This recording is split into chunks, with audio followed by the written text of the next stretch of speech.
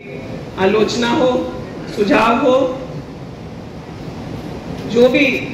आज इस कमरे में आप लोगों ने अपने वक्तव्यों को रखा है, उसको राज्य सरकार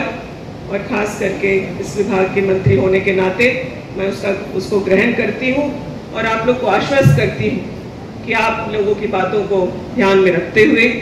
इस राज्य में जब पेसा एक्ट लागू होगा तो इस कमरे में उपस्थित सभी लोग इस बात को मानेंगे कि राज्य सरकार ने आज का जो यह संगोष्ठी आयोजित किया उसके बहुत दूरगामी प्रभाव रहे और वो जिस तरीके से सुझाव आए हैं उसको हम लोगों ने नोट भी किया है और इस पर बीच में जो विचार जो मंच पर भी हो रहा था, मुझे लगता है बहुत महत्वपूर्ण सुझाव है और ये काफ़ी समय से ज़रूर चल रहा है। आप लोगों के बीच पहले भी ड्राफ्ट आया, उसमें भी आप लोगों की जो बातें थे, आपत्तियां थी, उसमें से कई आपत्तियों को उसमें इस ड्राफ्ट में जोड़ते हुए प्रयास यही हुआ कि जिन चीज़ों को के बारे में, चाहे वो लीगल एस्पेक्ट था या फिर आपके जो ग्राम सभा को और ताकत देने की बात थी, उन सभी चीज़ों को साथ रखते हुए यह ड्राफ्ट बनाया गया। लेकिन ये फाइनल ड्राफ्ट नहीं है, हम सब जानते हैं और जो इस हॉल की भावना है, माननीय मंत्रियों ने भी यही कहा है कि थोड़ा वक्त ज़रूर लगे, लेकिन वह इस तरीके से आए, यह कानून जब लागू हो और झारखंड में जब लागू हो तो पेसा एक्ट को लागू करने वाले राज्यों में भले हम पीछे रह गए लागू करने में, लेकिन कानून जिस रूप में लागू हो और इसका इम्प्लीमेंटेशन इतने अच्छे से हो ताकि हम लोगों का नाम सबसे आगे, सबसे अग्रणी राज्य में होगा। झारखंड के लिए विषय इसलिए भी और महत्वपूर्ण हो जाता है क्योंकि हमारा राज्य 1/3 आबादी और 2/3 भौगोलिक क्षेत्र पेसा कानून के दायरे में आता है। इसलिए जो हमारी सदियों से पारंपरिक व्यवस्था है, विद्यमान है, उसका ध्यान रखते हुए, आप लोगों की भावनाओं का ध्यान रखते हुए हम लोग जब इसको लागू करेंगे तो यह व्यवस्था पीढ़ी दर पीढ़ी संरक्षित और व्यवस्थित तरीके से संजोने वाली, संवर्धित करने वाली होगी। 1996 में पेसा के मूल भावना के साथ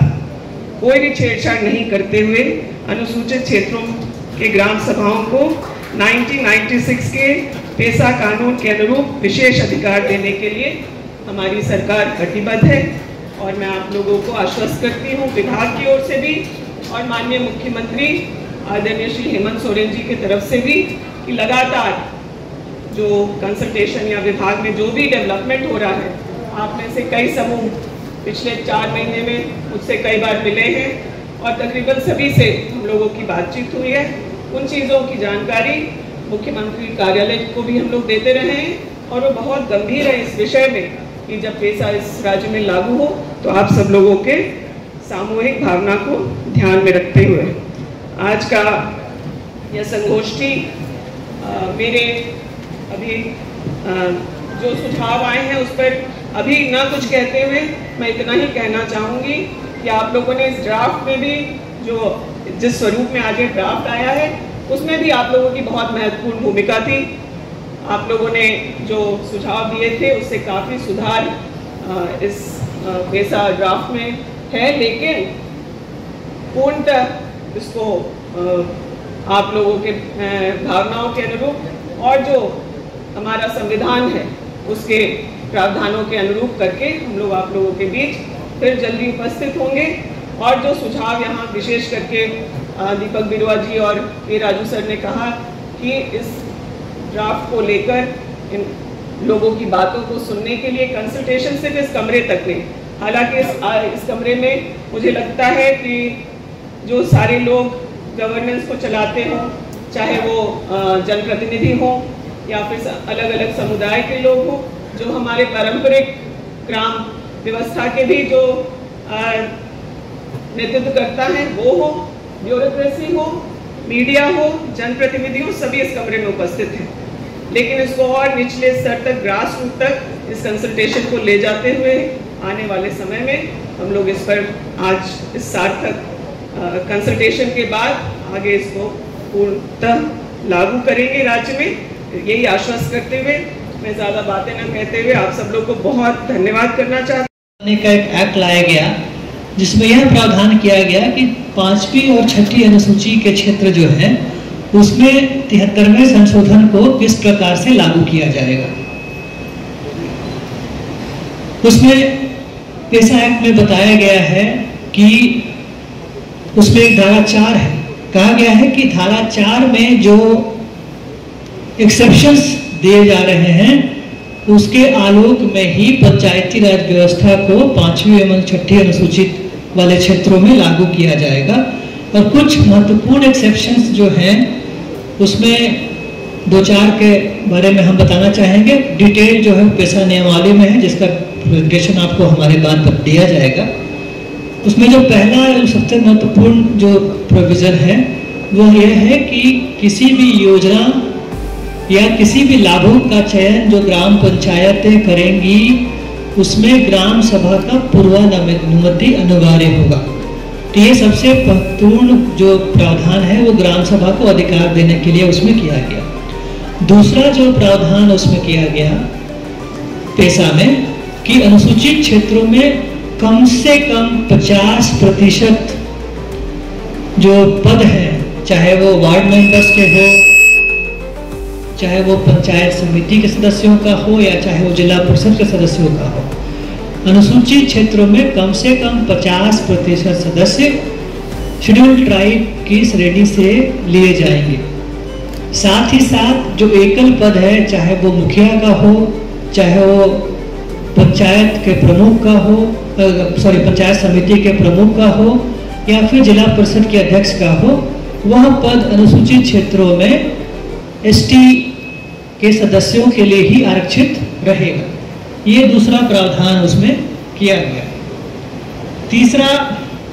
जो प्रावधान था, जो हमारे सामुदायिक संसाधन हैं, चाहे वो लघु जलाशय हो या लघु वन उपज हो या लघु खनिज हो, उस पर कई सारे अधिकार ग्राम सभाओं को देने की बात कही गई। साथ ही साथ जो भू-अर्जन है या जो लैंड एलियनेशन है उसके पूर्व ग्राम सभा की अनुमति को अनिवार्य बनाने की प्रावधान इस पेशा एक्ट में किया गया है। फिर एक और महत्वपूर्ण प्रावधान है कि जो अधिनियम बनाया जाएगा, पंचायती राज अधिनियम विभिन्न राज्यों के द्वारा इस पेशा एक्ट के तहत, उसमें जो परंपरा है ग्राम सभा स्तर पे, ग्रामीण स्तर पे, उसका जरूर ख्याल रखा जाएगा। तो ये बेसिकली इन सभी एक्सेप्शंस के साथ पंचायती राज अधिनियम विभिन्न राज्यों को बनाने का निर्देश दिया गया शेड्यूल एरिया में लागू करने के लिए। उसके आलोक में वर्ष 2001 में हमारा झारखंड राज्य ने पंचायती राज अधिनियम 2001 बनाया, जिसमें पेशा के इन जो एक्सेप्शंस को अच्छे से वर्णित उसमें किया गया है। जब पंचायती राज अधिनियम बनाया उसके तहत जब निर्वाचन की प्रक्रिया शुरू की जाने लगी तो कुछ लोग उच्च न्यायालय की शरण में गए कि यह जो आरक्षण का जो नियम है 50% से कम 50% का और एकल पद को आरक्षित करने का, वो संवैधानिक नहीं है। तो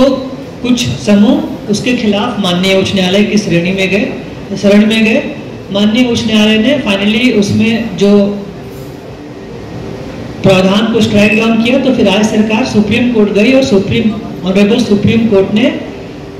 बोला कि नहीं, जो पंचायती राज अधिनियम में जो न्यूनतम 50% का जो आरक्षण का प्रावधान है, वो जो एकल पद में आरक्षण का प्रावधान है एसटी एरिया में, वो संवैधानिक है और पेशा एक्ट तथा जेपीआरए जो 2001 है, दोनों ही इस मामले में संवैधानिक है। तत्पश्चात हम लोग पेशा नियमावली लागू करने की दिशा में आगे बढ़े। तो फिर कुछ एक समूह फिर से माननीय उच्च न्यायालय के शरण में गए कि जो झारखंड पंचायती राज अधिनियम है वो पेशा के नियमावली के अनुरूप नहीं बनाया गया है। उसमें उच्च न्यायालय ने 2015 में अपना निर्णय दिया कि नहीं, ऐसी बात नहीं है और ये जो ऑर्डर है